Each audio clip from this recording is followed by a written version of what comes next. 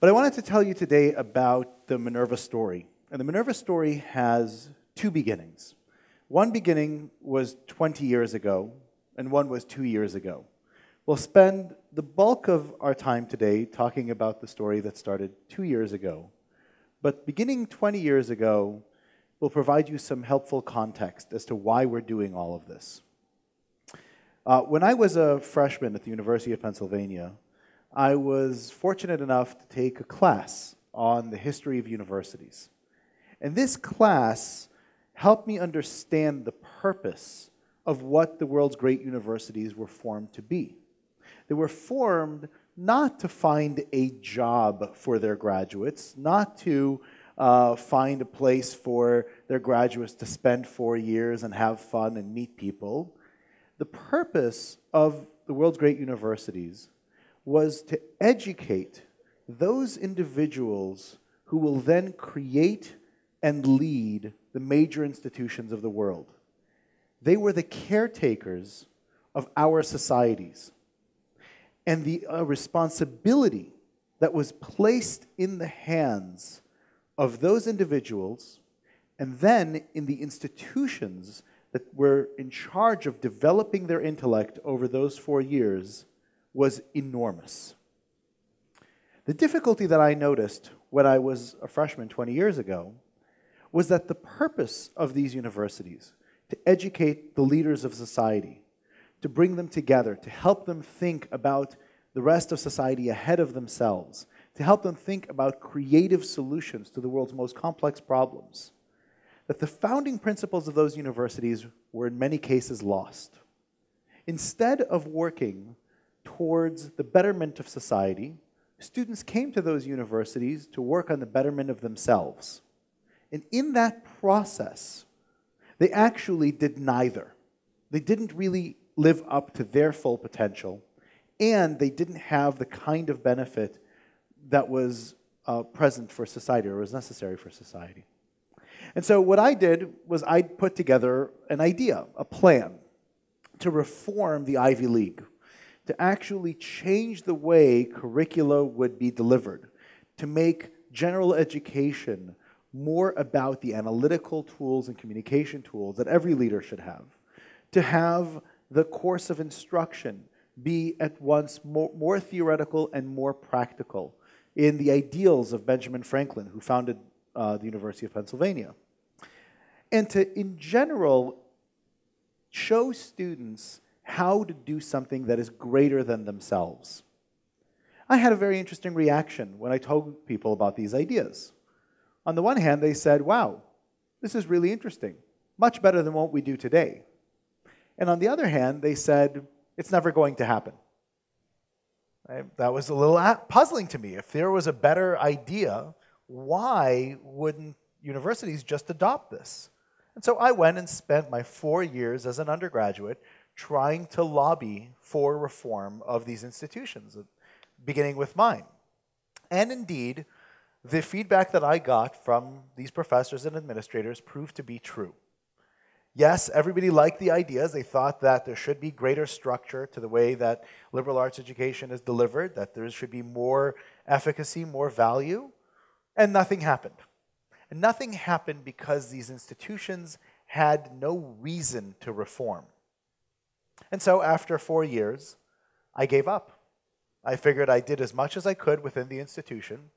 What could I possibly do outside of it? And that's what brings us to 2 years ago. 2 years ago this month, Benchmark Capital and I announced that we are going to launch the world's greatest university from scratch. Now, at the time, the reactions we got were very similar to the reactions I got 20 years before. Right? People said, wow, great idea, and it's never going to happen. You can't just create the world's greatest university from scratch. You can't just declare that you're going to have the best students, the best faculty, the best results. It takes decades, centuries for you to get to that mark. Well, luckily, we were able to do just that. Today, 2 years later, I want to walk you through how we went from an idea to the most selective university in the history of American higher education. It starts by the certification and the accreditation that we have to operate as a university. And that comes from the Claremont University Consortium. This is the only grouping in American higher education devoted to innovation at the very highest end of higher education. Pomona College was the first member of the Claremont University Consortium. They started it. And in the interim, the only institutions launched in the United States over the last 100 years that could be considered top-tier colleges were launched within the Claremont University Consortium. And Minerva is now housed within the newest member of that consortium, KGI. For this program that we initially wanted to recruit 15 to 16 students for, we received close to 2,500 applications from 96 different countries. To put that in perspective, one of our fellow Claremont colleges, Scripps, which has been in operation since the 1920s, gets fewer than 2,300 applications per year as a basis of comparison. And of those students, we selected 2.5% of the very top of those individuals who we believed could handle the Minerva curriculum and the Minerva experience. These students applied for a program created by these individuals. Stephen Coslin, our founding dean, was the dean of social science at Harvard. He's one of the world's most eminent psychologists and eminent social scientists. He recruited 4 college deans to run what are Uber departments, interdisciplinary programs that will teach students not just a narrow academic view of the world, but a broad integrative view of the world. The same type of view that you need to solve the most complex problems available today. Eric Bonobo, our Dean of Computational Science, is not only have a PhD in theoretical physics and has published over 150 papers in top journals in computer science, but he's also spent the last 15 years running a machine learning incubator program where he actually created companies that solve deep social science problems from a computational perspective. Dan Levitin, our Dean of Arts and Humanities, is actually the top-selling science author of the last decade.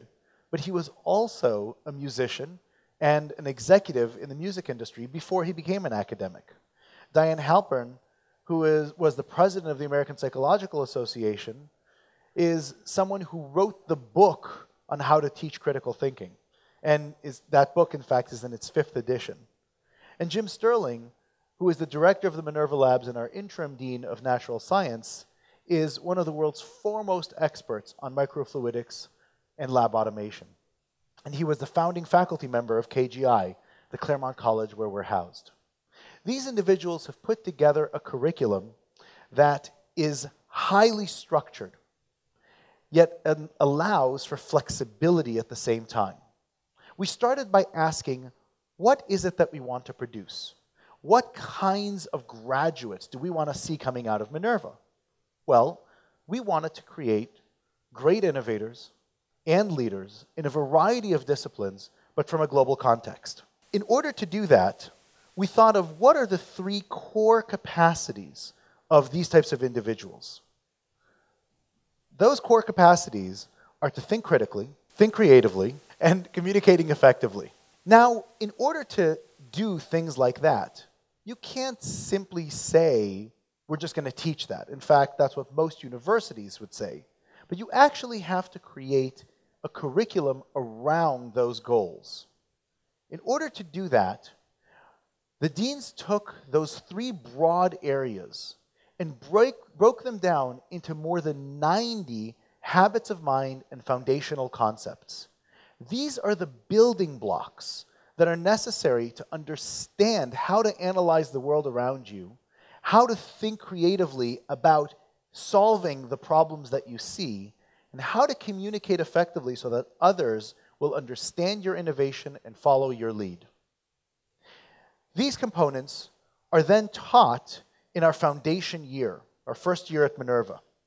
The foundation year consists of 4 full-length courses that cover logic, reasoning, formal systems, algorithmic thinking in the first, empirical analysis, how to understand good versus bad hypotheses, conclusions, how to interpret data that isn't well structured in the second course, understanding complex systems in the third course, those areas where you need to understand interactions, second and third order effects, how the real world operates with emergent properties and unexpected consequences.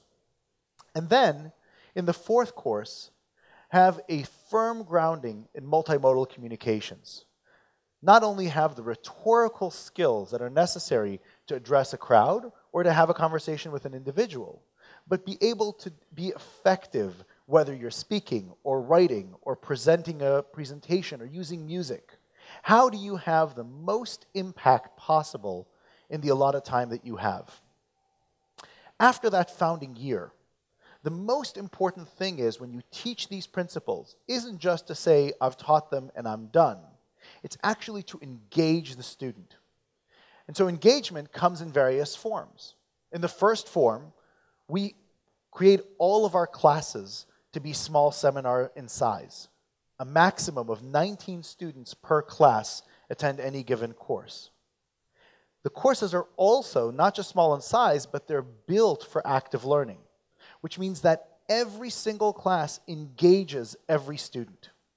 But for the students to truly internalize an idea, these habits of mind, fundamental, foundational concepts, in order for them to become learned intuitions, for them to become second nature, the students have to do 2 things. They have to use a principle called far transfer, which means they learn in one context, and then they apply it in a different context, and they have to exercise, repeat, over and over and over again. And so rather than just teaching them these concepts in the first year, we structure the rest of the curriculum when they choose the direction sophomore year, when they figure out their focus their junior year, when they translate and synthesize everything they learned their senior year and bridge to the real world. We focus on each one of those steps on how you apply those freshman concepts. So much so that the freshman year grades that our students get are provisional. They don't get finalized until the student graduates because they're based on how they apply those principles to the various courses and subjects that they encounter. This structured curriculum, as radical an innovation as it is actually fully in compliance with the accreditation principles of every other top university in the United States. So working within the constraints of the higher education system as it stands today, you can do a radically improved curriculum. We deliver these courses in the great cities of the world. And what we want to do is provide the students as much from an experiential education as we do from our formal education. And so the students will come and live in San Francisco for their first year. They'll spend 8 months together developing this common intellectual language and taking advantage of everything San Francisco has to offer as their campus. Rather than rebuilding a campus around them with classrooms and buildings and offices and fields, we will send them out to the real world. If they want to get food, Chinatown is 2.5 blocks away from our dorm. They can go and prepare their own food. They can buy it. Right? They can actually spend less money on a higher quality experience. But we don't want to shelter them away from society. After all, these are the individuals that are going to go out and lead the major institutions of the world. But at the same time, we also don't want to just give them a singular experience. And so after San Francisco, these students will then break into cohorts of 150 students each. And each cohort will travel around different locations around the world. Places such as Berlin, Buenos Aires, Mumbai, Hong Kong, Rio, London, New York, Istanbul, Sao Paulo, etc. We're going to create experiences for these students to learn from the great cultural, political, and economic leaders and institutions in each of those locations. That experiential education will build on top of the formal education that they have in their normal instruction. But in order to do that, we have to understand the strengths and weaknesses of each student. Not so that we can penalize them, but that we can develop their intellect around that arc that we created. In order to do that, it is not enough to have small format classes. It's not enough to have the curriculum that we showed you. It's not enough to engage in active learning. You actually have to harness the data that occurs in the seminars, how a student reacts, what they say, what they're struggling with, what they have facility with.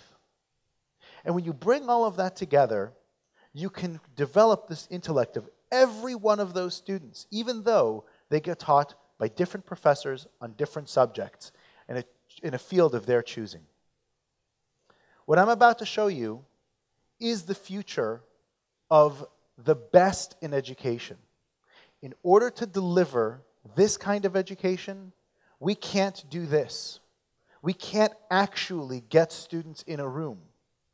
Not only because I have no idea if you're listening or understanding anything I'm saying or thinking about what you're going to do next, but even if you were to understand, I wouldn't be able to pass on the information that you've understood, that you've internalized, and what you didn't get to the person who's going to come after me. In our platform, you will be able to do that.